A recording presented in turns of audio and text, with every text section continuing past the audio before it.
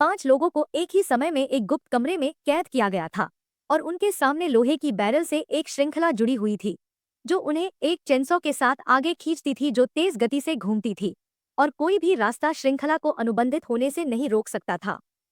जल्द ही उन्हें कई टुकड़ों में देखा जाएगा। इस समय रेडियो पर खेल के नियम कहे जाते थे, सिर्फ इसलिए कि पांचों ने अपने स्वार्थ के कारण दूसरों को अपनी जान दे दी और अब अपने ही राक्षसों को मुक्त करके ही वे अपनी जान बचा सकते हैं।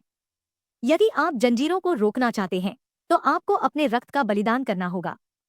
लेकिन भीड़ को इसका मतलब समझ में नहीं आया। जंजीरें छोटी और छोटी होती जा रही हैं और हर कोई अपनी जान गंवाने वाला है।